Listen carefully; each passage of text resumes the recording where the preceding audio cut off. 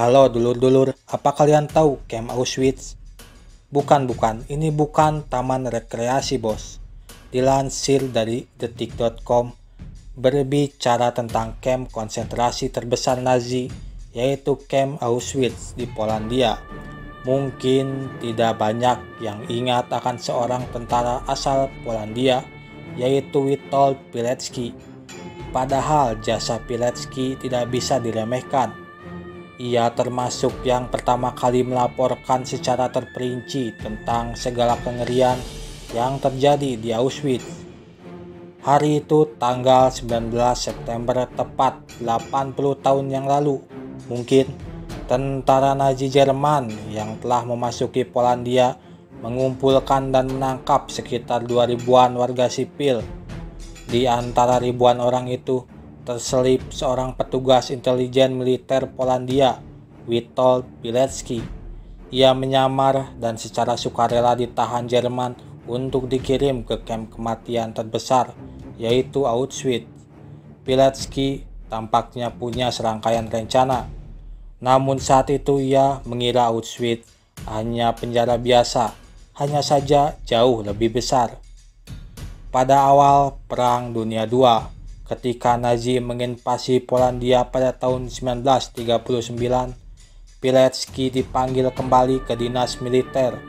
Tapi seperti dilaporkan oleh The Washington Post, Polandia jatuh dalam waktu kurang dari sebulan. Pilecki bersembunyi dan bergabung dengan perlawanan gerilya Polandia yang saat itu sedang berkembang. Saat ini dunia telah mengetahui bahwa kamp Auschwitz yang terletak di kota Oświęcim di selatan Polandia adalah kamp kematian. Pada awal didirikannya, belum banyak yang tahu apa itu kamp Auschwitz. Namun demikian dari kamp telah tersiar kabar bahwa tiap hari banyak orang yang meninggal dunia karena kelelahan, kelaparan, atau menderita sakit tipes. Pilecki muda resah, penasaran akan apa yang akan terjadi sebenarnya di dalam kamp. Ia lantas meminta kepada atasannya agar ditugaskan menyusup ke sana. Ia punya rencana untuk mengumpulkan informasi intelijen dari dalam kamp dan mengatur perlawanan sesama narapidana di sana. Atasannya setuju dan memberi Pilecki kartu identitas palsu atas nama Thomas Serafinski. Maka pada pertengahan September tahun 1940, Pilecki alias Thomas Serafinski bergabung dengan ribuan orang yang ditangkapi Nazi untuk dikirim ke Auschwitz. Begitu tiba di kamp, Pilecki mendengar pengumuman seorang perwira penjaga kamp melalui pengeras suara yang bunyinya kurang lebih, "Tidak ada dari kalian yang bisa membayangkan keluar dari sini hidup-hidup. Kalian harus bertahan hidup selama 6 minggu. Siapapun yang bisa hidup lebih lama pasti akan menjadi seorang pencuri, dan pencuri akan mendapatkan hukuman dan mereka dijamin tidak akan hidup lama." Di Auschwitz, sambil bekerja keras sebagaimana semua orang di sana dan menderita pneumonia, Pilecki bekerja cepat membangun organisasi perlawanan bawah tanah yang kemudian dikenal dengan nama ZOW. Seiring waktu, organisasi rahasia ini memiliki lebih dari 1000 anggota. Beberapa organisasi perlawanan lain yang sebelumnya telah terbentuk secara rahasia kemudian bergabung dengan ZOW. Organisasi ini berhasil menyusupi pos-pos di semua bagian kamp. Lewat jasa kurir mata-mata, mereka berhasil menyelundupkan laporan tentang keadaan kamp. Dalam menyampaikan laporannya, Pilecki berprinsip untuk tidak berlebihan. Hal ini ia lakukan untuk menghormati para korban yang ia ketahui telah kehilangan nyawa, keluarga, serta harta benda mereka. Namun, bahkan tanpa usaha pelaporan berlebihan pun kondisi di Auschwitz memang berada jauh di luar ambang batas kemanusiaan. Mulai Oktober 1940, laporan Pilecki dikirim ke Warsawa, ibu kota Polandia.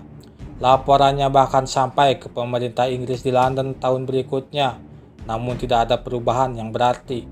Bahkan tahun 1942, lewat sebuah radio rakitan yang dibuat oleh sesama rekan di kamp, Ia menyiarkan dengan detail berapa jumlah korban yang datang dan berjumpa ajal ketika mereka di Auschwitz.